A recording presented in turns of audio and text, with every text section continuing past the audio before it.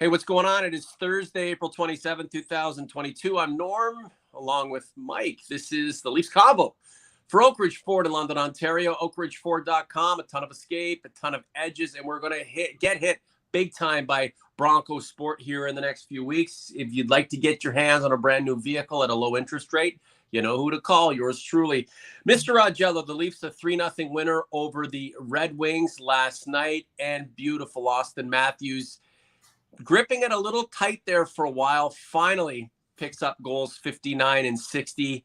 Good for him, good for the team. They can rest him, but let's celebrate number 34. Yeah, I mean, by the way, I have a used Ford Tempo that I need to sell. Just kidding. But you pay us to take it off your hands because it goes straight to the wreckers.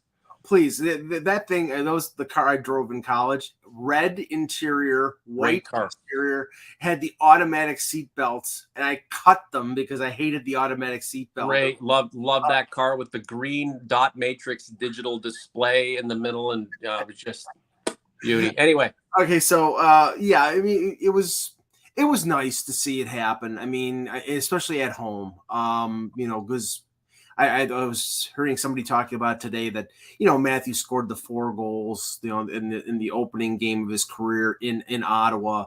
And it was nice that, it didn't happen like during like lockout conditions when there was nobody at Scotiabank. It was a full house. I mean, it was basically a meaningless game because they won that game in Washington, and all they needed was a point to guarantee home ice advantage in the first round. But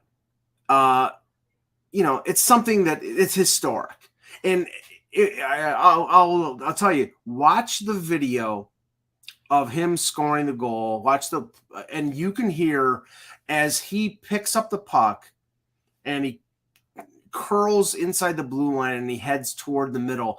You had like about 5 or 6 fans going like audibly like, yeah, because they knew as soon as he had the puck and he was in the clear, he was going to score. Yep. And every time I watched the replay, I'm like, somebody was like prophetic. But, it was just cool. And I'm sure a lot of Toronto fans were just happy that it happened, that they saw it. It was on home ice and they saw history. But now, and even Auston Matthews said this, he wanted to achieve this individual goal. But now the focus is what this team can do in the playoffs. Good to have everyone with us. Norm, along with Mike. So Auston Matthews' NHL debut was an historic one. 4 goals to start against the Ottawa Senators, and the rest was history and continues to be history.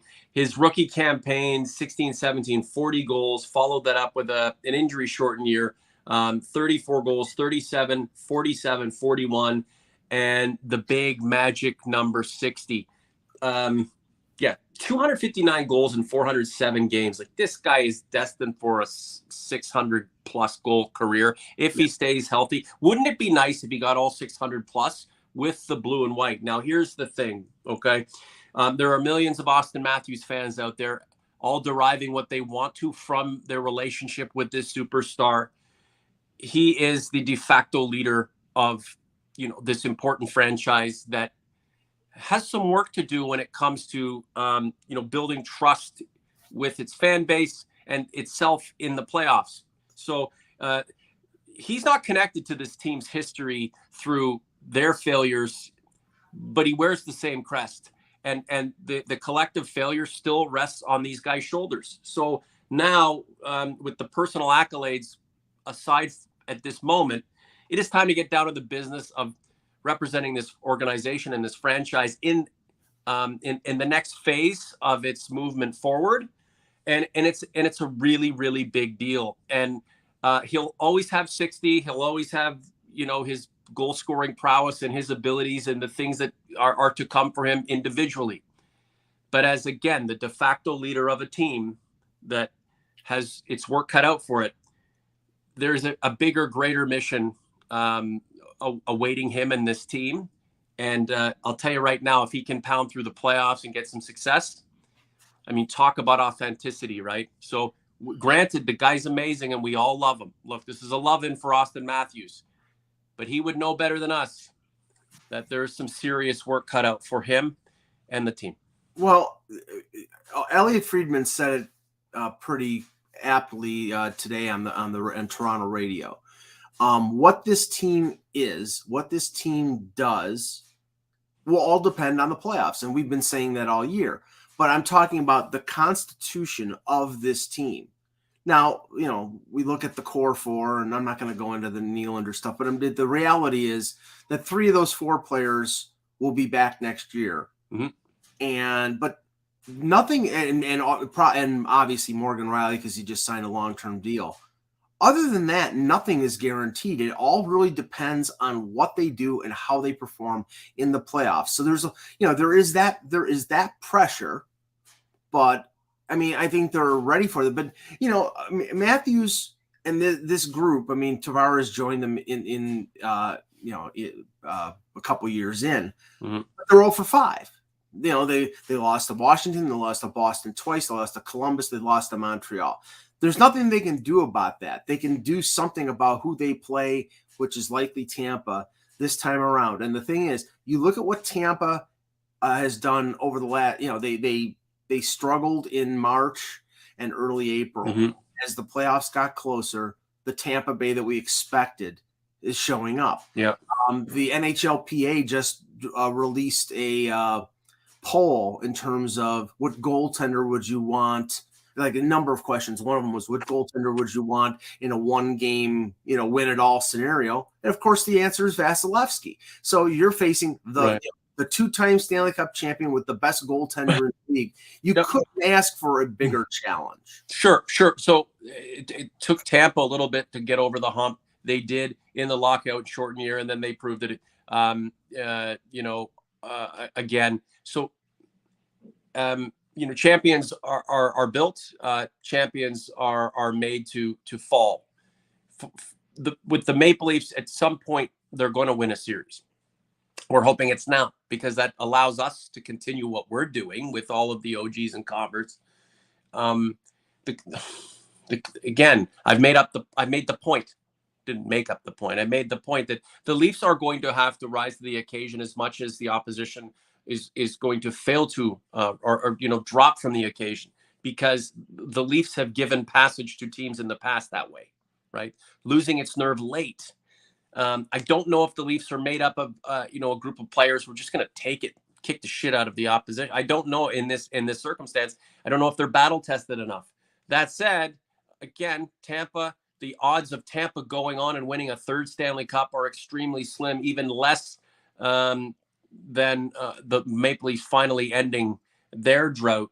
A couple of questions here. Just wanted to jump on a couple of things. Cal Morale, and we just go quick here, Mike. Play or sit Matthews for game 82? Sit him, right? You're muted there, Mikey.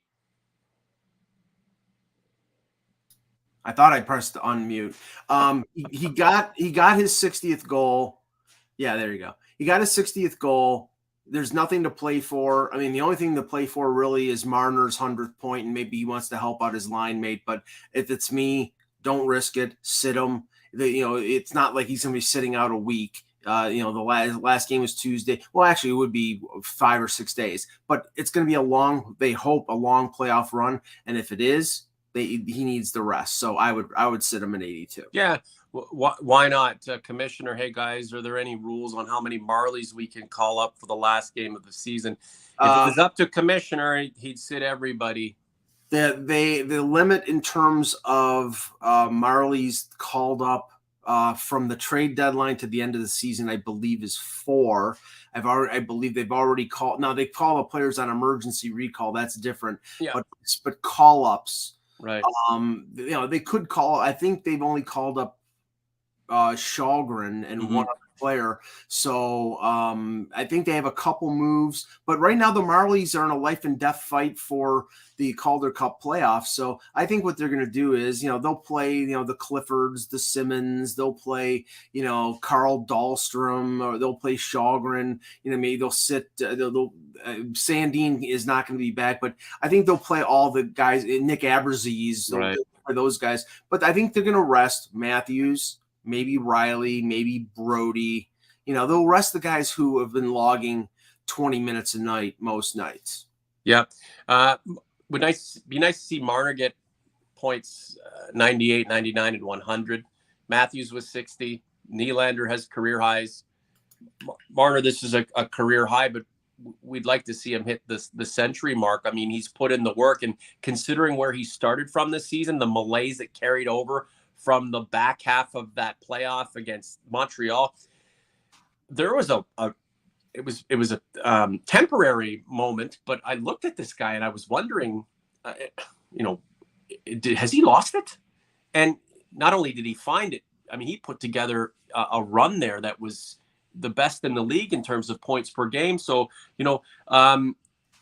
well, he doesn't need 3 more points to build his confidence before this chance to reclaim respect in the playoffs, right? It's a nice, it's a nice round number. It's a mark that you want to achieve. You never know. I mean, you hope that he's going to get to this mark a couple, 3, 4 more times in his career, but it would be nice to get. And, Boston's going to essentially be doing the same thing. Yeah, there you go. Mike, don't worry. When I put them up, just keep going. No.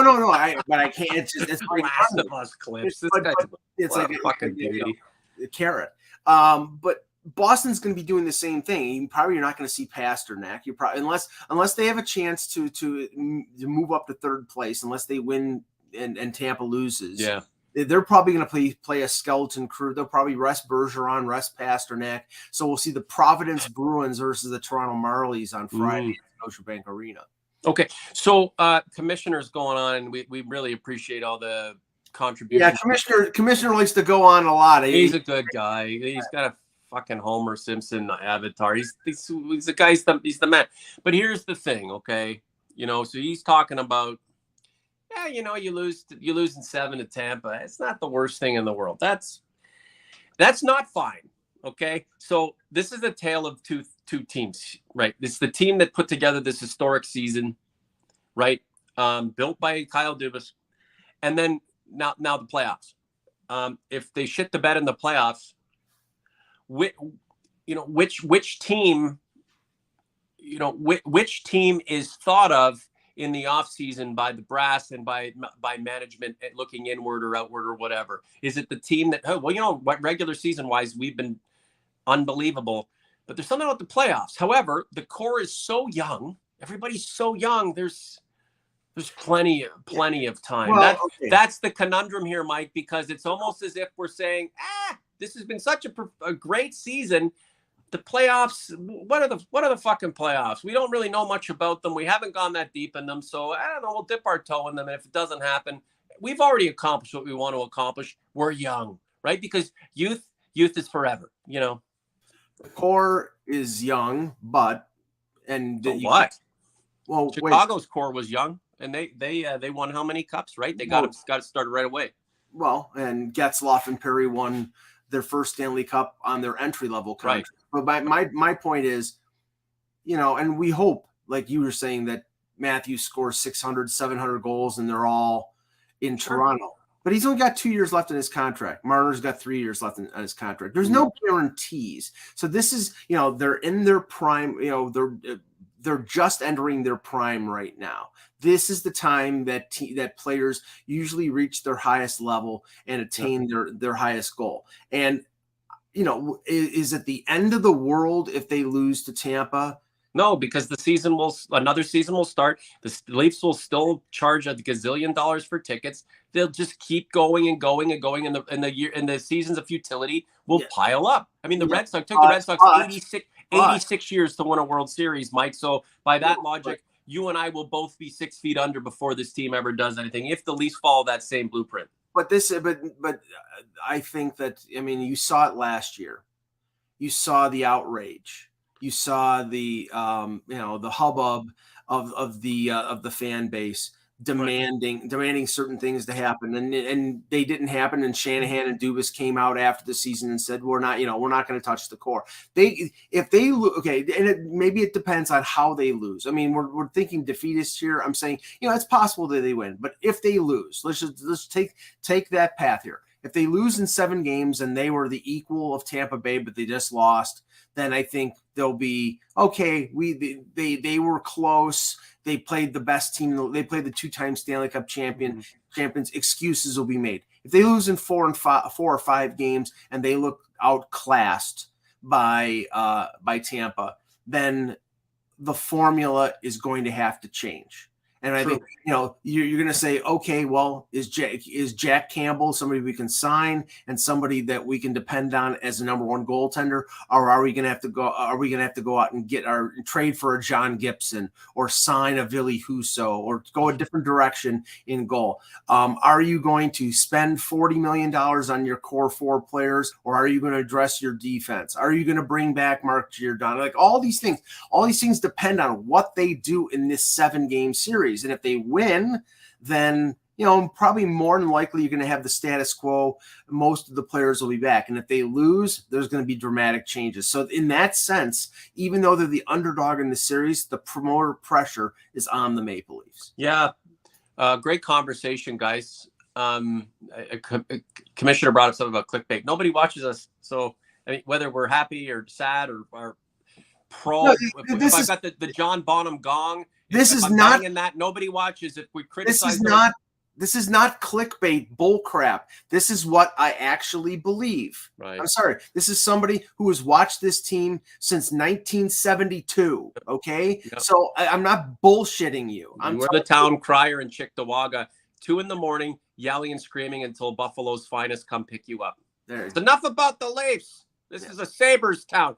But there's a point. The way the Leafs fell off last year against the Habs, they were up 3-1, and how did that happen again? They were up in Game 5. No, they were.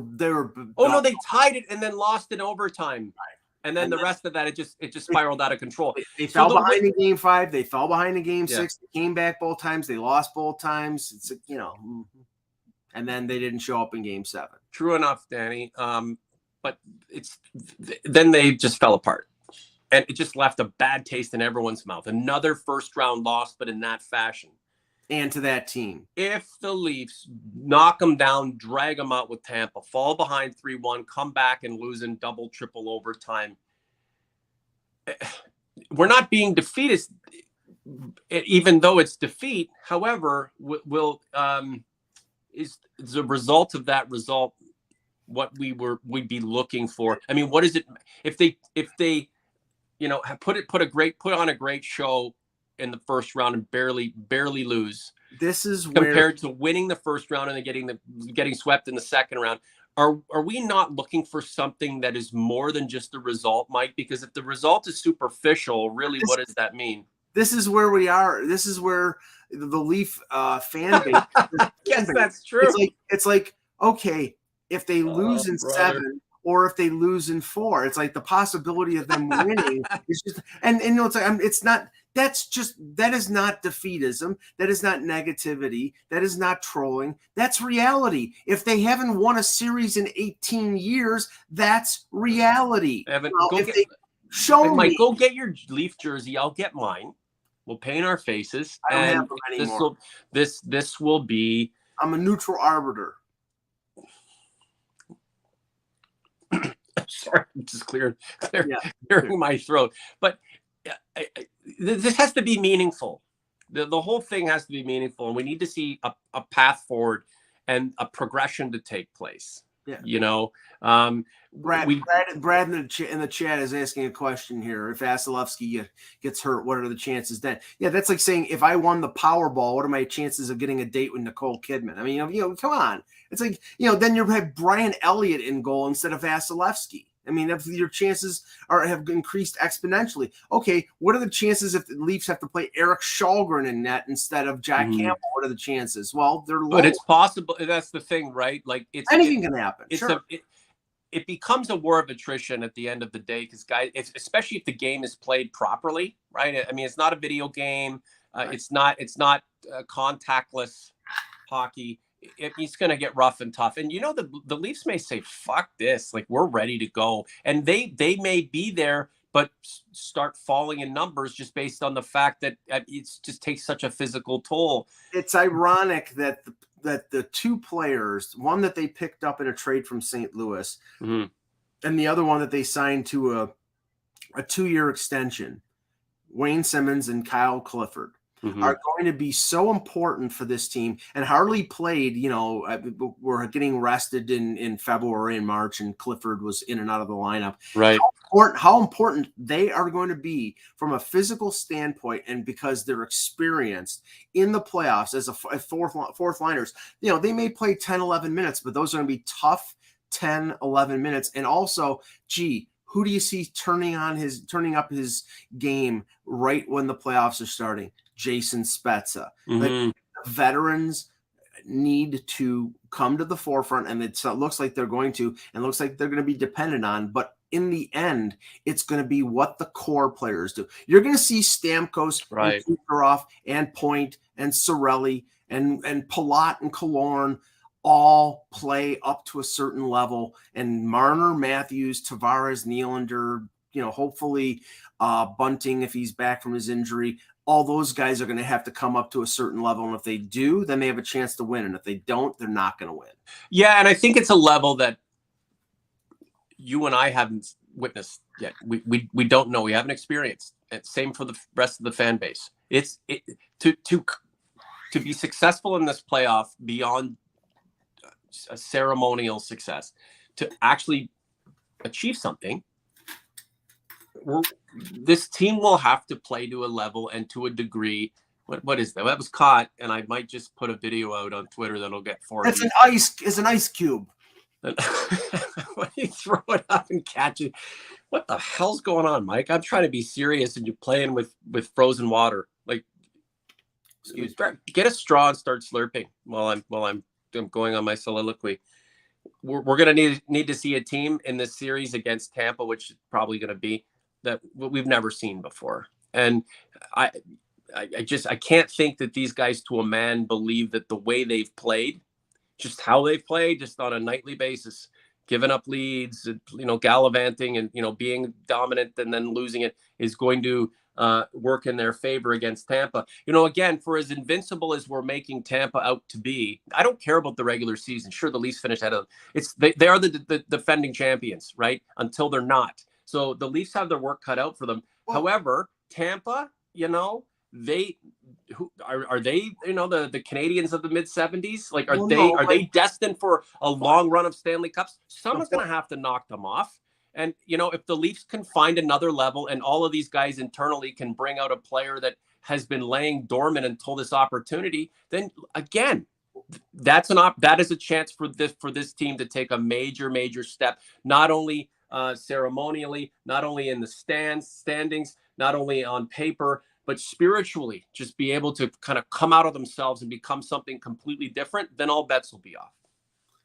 3 years ago, Tampa Bay was Toronto. Remember, after they lost and got swept by Columbus, they were the highest ranked team, or one of the highest ranked teams in the league. I think they were President's Trophy winner, and they lost to Columbus. Yeah. So there is history there. But they changed the constitution of their roster, and that's what spurred them to win 2 Stanley Cups. Now, their roster is not the same as it was for those 2 Stanley Cups. Coleman is gone.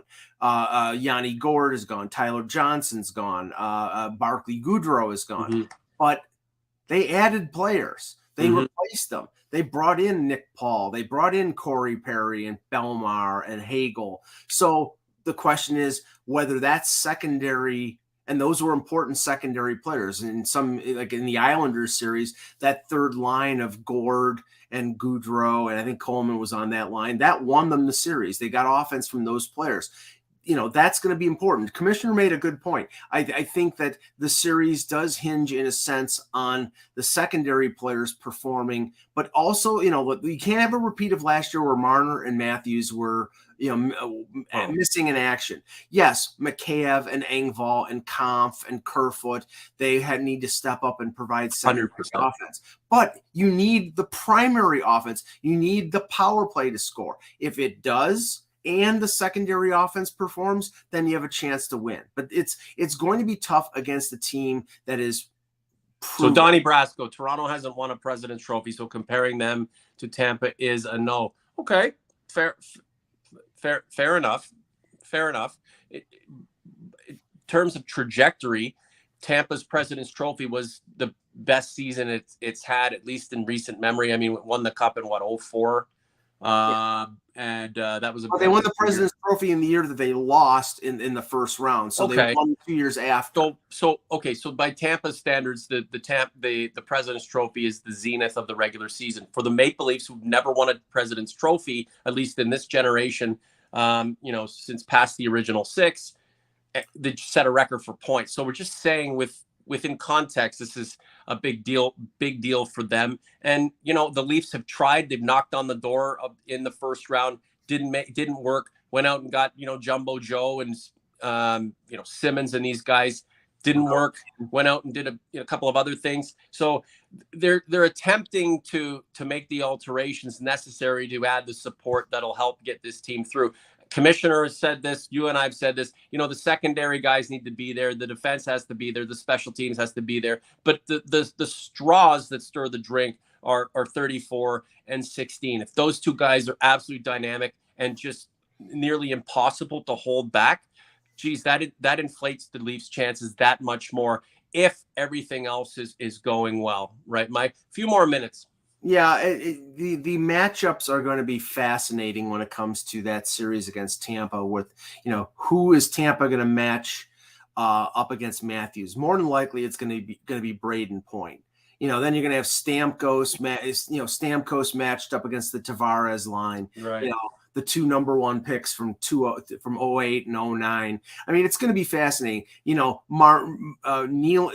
and again, not to focus on Nylander. This is why I think he'll be on the third line instead of on the second line, even though they toyed with putting him back on the second line with Tavares. If Tavares is facing Stamkos or facing the Kucherov line, I don't trust Nylander to be detail-oriented when it comes to defense against a guy like Kucherov. If if he's not, Mike, and if he's not, then if he's not, and there's a problem, and he becomes a liability, Keith's screwed. I mean, what are you going to do? You're going to bench the guy when you need his offense. You need his flair. It's a tough one. So this is a good opportunity. Again, people are going to go, well, Nylander's money in the playoffs, one playoff. Okay. So he was good in the playoffs. His other buddies sucked. Everybody needs to be on the same page. Everybody needs to take it to the next level. There cannot be passengers, people who are not, not only just paying the freight, but actually contributing to the motion forward of this group. Everybody, all hands have to be on deck. I don't care if they're favored on paper or not. The Leafs have so much to accomplish and so much to prove in this process. Now, right? So now I'll tell you another key, because Sheldon Keefe said today that the top six in defense is going to sort of be a moving target, meaning it sounds like Jake Muzzin is not 100%. He's going to try to tough it through. What that probably means is that you'll probably have games where Liljegren gets mixed in, where Hall gets mixed in. It's not going to be a top six defense. It's probably going to be 7 or even 8 if they think Sandin is ready.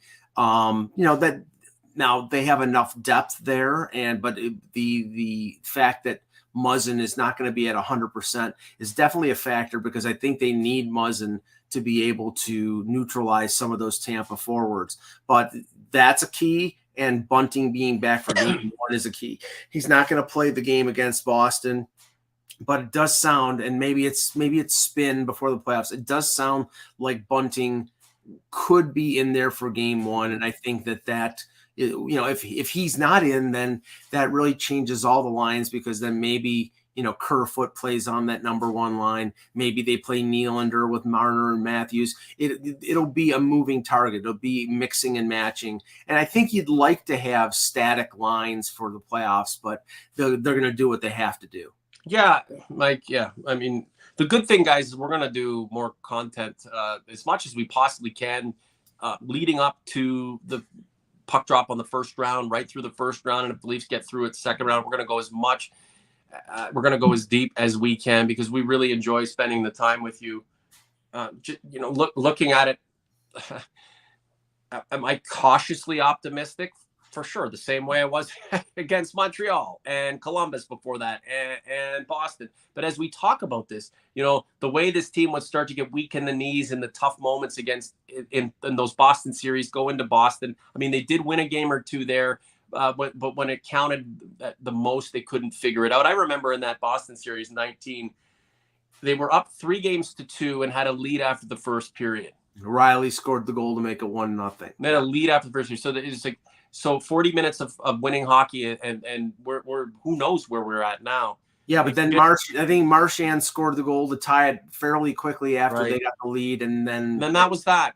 And that was that. And then with Columbus, I remember in the bubble or without any fans in the stands, they scored late, to scramble to send it to overtime, and then it was over. And going up 3-1 against the team you should have wiped the floor with, and then they just fell apart. It's typical of kind of the flow of this team, right? Getting to a point where they could just bury the opposition and let them back in, and they squeak it out. It's just not gonna. That flow is not going to work in the playoffs. That said, big solid finish to end the year. Generally, Matthews with 60. Jack Campbell looks like he's back and he's ready to go. William Nylander's got confidence. Marner's playing well. I suppose, Mike, if we were wondering where this team's disposition would be situated and how this team's head would be configured and prepped leading up to this huge monumental task, it could get a lot worse than where this team sits right now. Just a couple of things. I've got a couple of Leafs Convo hoodies that will be available. I think what I'll do is I'll do some kind of a contest or whatever. What do you think of the pink one? Not for me. That's not my color. I got the pink one. I got a blue large and a blue XL. I don't know if you guys want to buy them too. You can. I've given away enough free stuff, but then again, I do like doing contests. I mean, if I could, I would, right? And same with the podcast. We could go on forever, and it was just easy to put together with ease, and there's no consequences or nothing at stake. Then we would certainly do that, Mike. I don't know, anything else you want to add before we shut her down for tonight?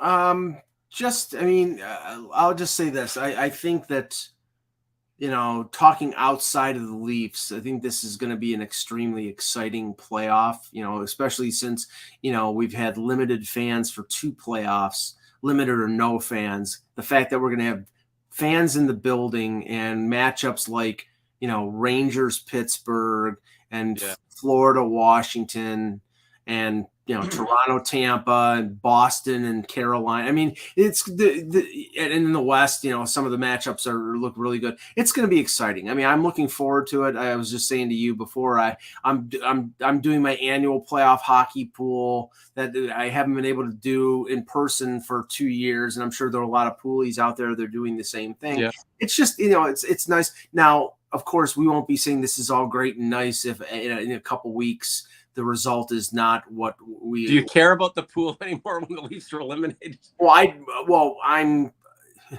We bid on players, and let's just say because of conflict of interest, avoid picking Leafs.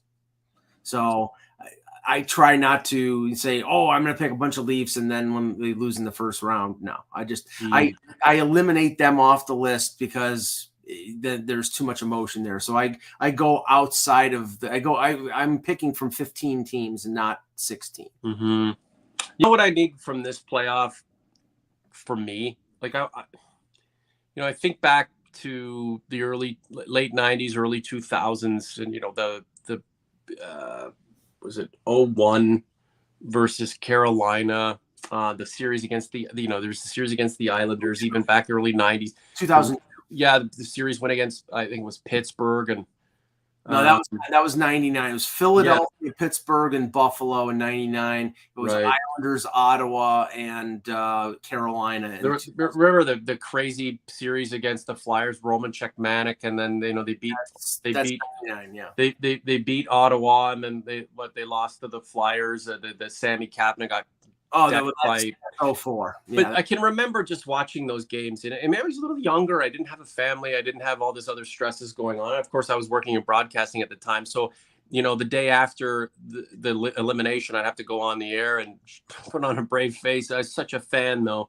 It was nice. It was nice to have here. It was nice to have heroes come through, like Alan McCauley and Steve Thomas and Gary Roberts and Darcy Tucker. And I just wonder, what players on this team will be the Darcy Tuckers or the Gary Roberts of 2022. I mean, yeah, your relationship with the players is different based on your age too, right? When you're an older person, you're kind of the fatherly. Well, you're younger, you look up to them. When you're kind of their contemporaries. Let me go get my cane and my colostomy bag. No, but again, though, a lot of there we do have, we're some of our demographics in the low, young, early 20s and stuff, so they really weren't that engaged at that point. But down the line, if we have converts and OGs who have their own podcasts in 15, 20 years, and they're talking about how, they were so excited about Auston Matthews scoring 60 when he was a Leaf, but nothing really good has happened since, or that, they've kept falling short. There's going to be a frustration there. The point I was trying to make is that I really want to reconnect with his team on a spiritual level again, because back in those days, man, even the 13 play against Boston, I'm on my hands and knees begging. And when they lost, I was distraught. Like I can remember the 0-2 when they lost. They lost. And I think it was Martin Jelena scored. I rolled the biggest joint, and I just got stoned. Like I was stoned, and I was just zoomed out. Now my head would be, but they meant so much. They meant so much, and this is before social media just went to the point where what happened? You love the team, but you dislike a lot of the people who like the team, because now you're getting a chance to find out what your fellow fans are really like. So I think my engagement with a lot of fellow fans has kind of tainted and disrupted my connection with the team. As an aside and as part of the general disconnect as it erodes over time, because it's just the team isn't doing what you're hoping it will do, and then you have other things going on in your life.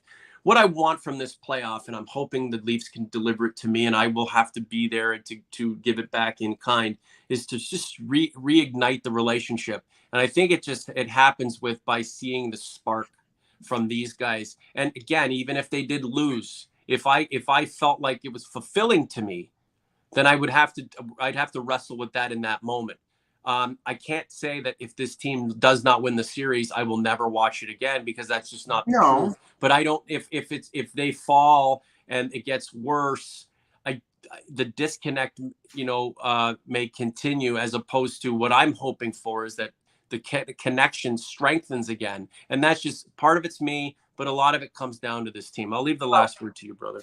I saw something on social media where, it's a Leaf town, but people are so enthused about the Blue Jays because they're young and they're exciting and they have an unbelievable offense, and the Raptors because the Raptors have won a championship and they're young, and they're potentially coming back against the 76ers. And with the Leafs, they had this great year, but the feeling is dread. It's like they're waiting for the shoe to drop. Mm-hmm. Now, I just say this. I remember the video. Somebody shot it from one of the condo complexes near Maple Leaf Square, of fans out there watching Game 7 of the Bruins and the Leafs. And I think it was the 4-3 goal, not the tying goal, the 4-3 goal with about 2 minutes left. And they were still winning. And a large chunk of fans left. Why? Because they knew they were going to lose. I'm hoping that this team finally bucks that trend and breaks through and pierces that negativity and finally wins. And if they don't, then I think that changes are going to be made. But we'll see what happens. We'll talk more about it on the next convo. Yeah, for sure. Last thing here, Ben Leonard. I don't recognize the name. Welcome, Ben. If this is your first time, if it's not, I apologize, and I'm glad you're taking part in the discussion. I was at the arena for Matthews' 60 goals was pretty electric, but man, we need some playoff success. Yes. You know what, Ben? Welcome to the show, and boy, did you ever summarize it really, really well. Let's enjoy it, man. It could be a lot worse. Could have been a terrible ride after that playoff failure, and we could be in a situation where the Leafs were in a wild card or not even in the playoffs, and the team's about to, be dismantled. Let's just put it this way: it's given itself a chance for redemption, and I think we need to kind of wipe the slate clean, at least temporarily, and give it a chance to take the next step in redeeming itself fully. For Mike, I'm Norm. We're out. Thanks, guys.